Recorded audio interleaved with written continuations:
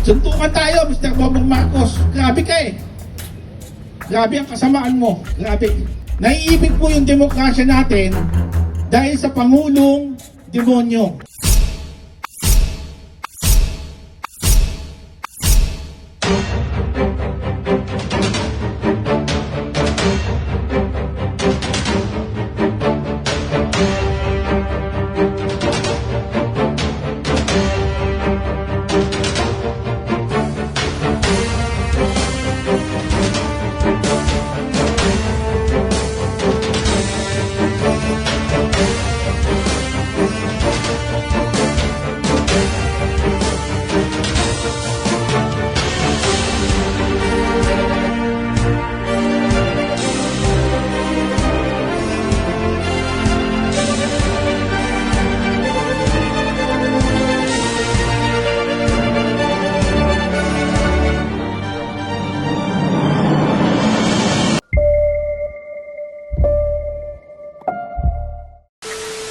Magandang gabi po sa lahat, sa mga vloggers na andito.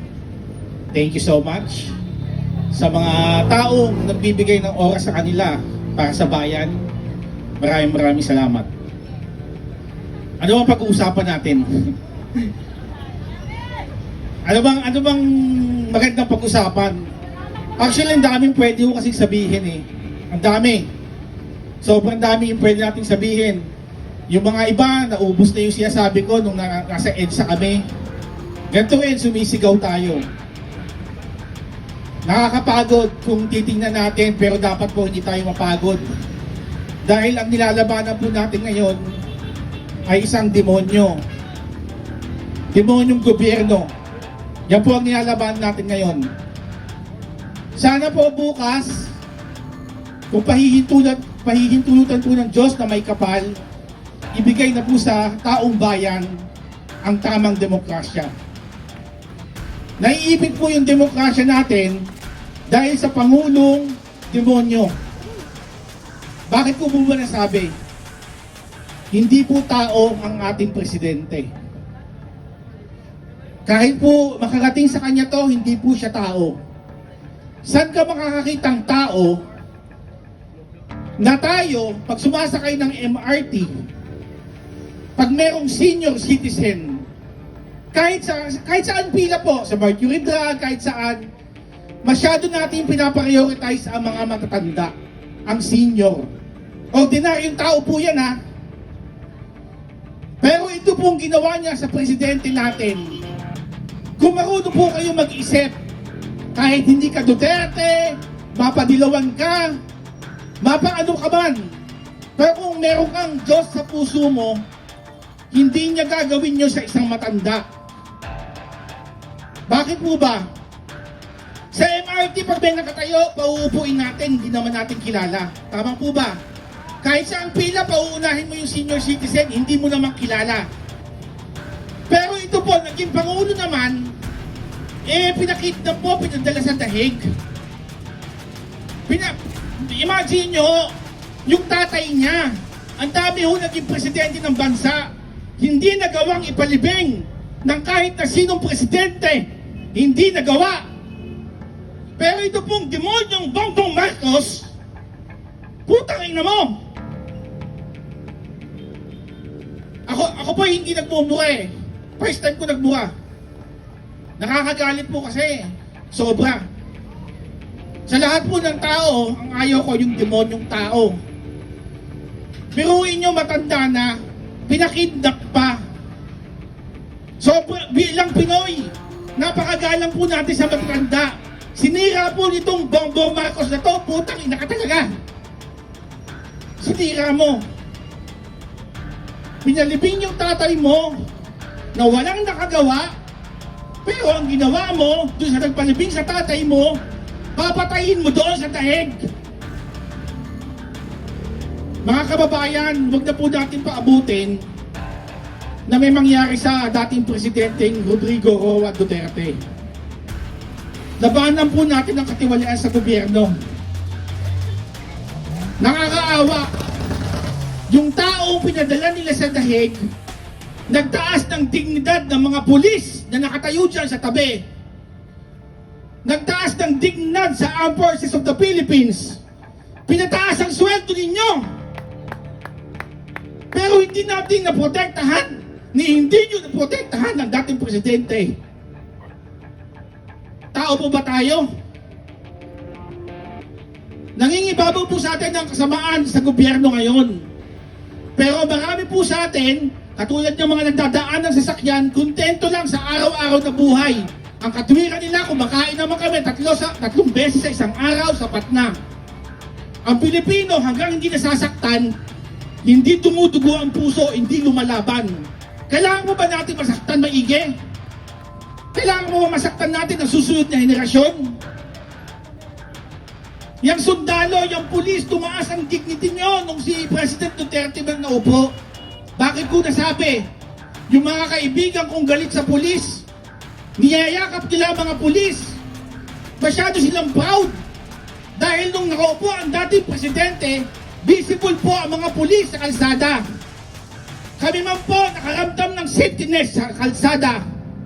Sa lugar namin, sa Pasay, yan, pagbabalaki ko, yung Pasay na yan, na maraming adik, naging safe po ang Pasay. Yung mga takot umuwi sa gabi, nakakauwi ng gabi. Dahil nakaupo ay panatag sila. Dahil ang mga pulis nung time na yon, naging anghel. Ang mga sundalo nung time na yon, naging anghel.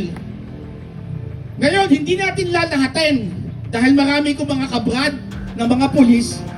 Pero sa nangyayari ngayon, nalalahat kayo. Masakit man tanggapin, nalalahat po kayo. Pati ang kasundaluhan, walang ginagawa. Bakit? Dahil sa binibigay ni Martin Romualdez na pera sa mismong puno ng kasundaluhan. Tama ba yan? Dahil lang sa pera, pinagpapalit niyo ang dignity ninyo. Kung ngayon man makalusot kayo, hindi kayo makakalusot sa hatol ng Diyos sa darating na panahon. Tandaan nyo yan. Maraming mga tao na naniniwala na may Diyos. Maraming tao na naniniwala na may Diyos hanggang paniwala lang. Pero kung yan po isa sa puso natin, itatagos natin sa kaluluwa natin, hindi po tayo papanig sa kasamaan. Nakakaawa po yung bansa natin. Hindi po ako tumatayo dito para manggulo o para po sa susunod na henerasyon, mali pa po yung anak ko. Ang dami na po ang utang natin, patong-patong na, trilyon na. Nawala po yung gold reserve, ni hindi mapaliwanag ng ating presidente kung saan napunta. Bilyon-bilyon po ang flood control ngayon, ni-stop nila. Tama ba yan? Lahat na lang po hudas eh. Nakukuha na, tinutumbok na, malapit na, nasa pintuan na ng Malacanang. Yung pag-iimbestiga. Sumulpot lang yung Marines, yung ex-Marines, nakabaro ng mga kapulisan, kabaro ng mga men in uniform. Pasalamat nga kayo, meron kayong men in uniform na matapang, tumindig. Sumulpot na, bigla, maya-maya lang, pinahinto na. Sino ho nagpahinto? Pinahinto ni Lacson, pinahunti ni nung Itbulaga, ni Soto.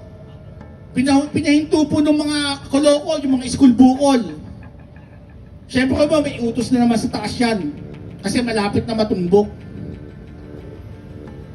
Minsan, pag nagbabasa po ako sa social media, may mga tumatawa po pagka nag-aaya ng rally. Sabi ko, ano ba itong mga taong to natatawa? Bakit to? Kasi ayaw nila maupo si BP Inday Sara. Ayaw nila. Tumitingin na po ang tao ngayon sa tao, hindi po sa kapakanan ng bansa. Napakasalbahin nyo. Yung pong nagdagdaang trillion march, nakakahanga po ang dami sa EDSA, di po ba? Pero makikita mo, sino yung dumaan sa mga kalsada? Anti-corruption yung rally, pero makikita mo si Narisa Hontiveros, ang mga naglalakad, si Kiko Pangilinan, mga corrupt din po eh. Doon po nahahawa yung mga sosyalista, elitista, mga paburgis, mga eskwelahan na galing sa mayayaman, na ang iniidolo nila ay mga corrupt din. Pero syempre, sinasabi nila, hindi sila corrupt. Sabi nga po sa Biblia, ang demonyo ay nagpapanggap ng anghel din. Mga kababayan, sa dami-dami ng gusto kong sasabihin, hindi po tayo matatapos. Pero sana po, magising naman po tayo.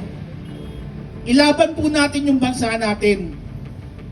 Hindi natin nilalaban kung sino yung susunod, kung ano man. Ilaban po natin yung bansa natin mula sa demonyong gobyerno na pinamumunuan ni Bongbong Marcos. Ako po, nag-campaign din kay katulad ni, sabi ni Miss Amor, nagkampanya din kami kay BBM. Hindi po ako maka-Marcos, pero solid po talagang sinuyod ko yung bahay-bahay sa Pasay para dalhin siya. Bakit? Gusto kong patunayan niya na mali yung bintang sa kanyang ama. Gusto kong patunayan niya. Pati kapatid ko na mga ganun din, graduate din ng mga magagandang paaralan, nagagalit sa akin, sira ulo daw ako, kinakampanya ko anak ng magnanakaw. Pero yung mga galit na galit noon sa anak ng magnanakaw na isang diktador, mga kaparean, simbahan, etc., ngayon sila yung mga tahimik. Yung mga sumisigaw sa kalsada dati na kahit na sinong presidente sumisigaw. Yan, sina Teddy, lahat sumisigaw. Yung mga lefties sumisigaw. Sa kahit na sinong presidente sumisigaw sila. Ngayon, tahimik sila. Sino ba bumuasahan natin? Sundalo? Yung mga lefties na bayaran? Kung hindi nyo kayang isigaw ang Bongbong Marcos dahil bayan kayo, yun ang problema ninyo. Hindi po kayo para sa bayan. Para po kayo sa isang demonyo. Sabi ko nga, hinahamon ko lahat na makabongbong in public, kahit na ilang libo kayo, sabay-sabay kayo, kaya ko yung idebate. Bakit? Sabi nga po sa Ephesians 5:11, ang lagi kong tinatandaan to always expose the bad things. Lagi mong isiwalat ang kasamaan.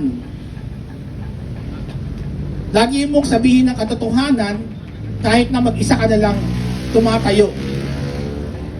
Diyos ko, kung pahihintulutan mo, ibigay niyo po sa amin. Ibigay niyo po sa amin. Kahit na konti man kami. Alam nyo, mapaghimala ang Diyos Kahit naman konti tayo, kung talagang para sa atin yan. Sobra na po. Sabi ko nga, hubarin lang ni Mr. Bongbong Marcos Maliit ako, hubarin lang niya yung barong niya. Hubarin lang niya yung pagka-presidente niya, suntukan kami. Maganti ko lang yung buong bansa. Kahit ngayon po, huwag niyong gamitin yung pagka-presidente niyo. Suntukan tayo dito. Suntukan tayo, Mr. Bongbong Marcos. Grabe ka Grabe ang kasamaan mo. Grabe. Grabe. Yan yung mga taong kinakampihan ng ordinaryong tao. Pero yung dati naging presidente, may nagawa naman kahit papaano at hindi na mabilang ang kanyang ginawa, pinakidnap niya, pinadala niya. Natanda na, may sakit na. Ako iniisip ko ayoko maging bias, pero sabi ko nga, sige, tanggalin ko kunwari kung hindi ako maka-Duterte. Pero mali pa din Tingnan nyo nga pag tumatayo yung matanda, umuuga na minsan. Umuuga na. Yung nga sa MRT, ginagamit nila yung pagka-senior nila Kalakas-lakas pa, gusto makaupo sila Sa pila, ganun din, sasabihan ka, senior ako. Yung mukha naman, mukhang 40 lang. Ito nakikita mo, may sakit na. Pinakidnap pa. Tama po ba yan? Nasaan ang pag-iisip natin? Nasaan? Ako hindi ko maisip yun, pero yung ating presidente naisip Saka may panawagan ako kay Senator Amy Marcos. Senator Amy, tigilan mo na yung pagpapanggap mo. Kasi kung hindi ka nagtulak sa kapatid mo, wala tayong dilubyo ngayon. Sorry sa maka-Amy rito, pero Alam mo nang adik yung pagkapatid mo eh. Alam mo nang nagdodroga, pinatakbo mo pa rin. Tapos ngayon, yung mga drama mo na, Kesyo, bakit si Boying? Bakit si ganyan? Ano eh, alam mo na palang adik yung kapatid mo, pinatakbo mo pa? Nabudol mo kami lahat. Napakasama nyo. Napakasama nyo. Ngayon, kung gusto mong bumawi sa taong bayan, ikaw mismo magsumigaw na kapatid ko, mag-resign ka na, parang awa mo na. Mag-resign ka kapatid ko. Hindi mo nga madiretsong ganun eh. Panay ka pahaging. Bakit? Kumukuha ka ng simpatsya ng tao para nakakadikit ka pa rin doon sa BP. Politika pa rin nasa isip nyo. Puro kayo politika. Katwira mo siguro, matanggal man yung kapatid mo, andiyan ka pa din. Napakasama nyo. Sobra. Sagan sa buto. Ako, minsan ako magsalta. Sabi ko sa inyo, pag nagsalta ako, may nangyayari sa tao. Napakasama nyo talaga. Sagan sa buto. Tingin ko wala kayong kaluluwa eh. Maraming salamat po kay Congressman Kiko Barsaga. Isang kabataan ng isang congressman na tinalo niya pa yung isipan ng mga ordinaryong congressman. Sana hindi ka magbago. Sana po hindi lumaki ang ulo mo.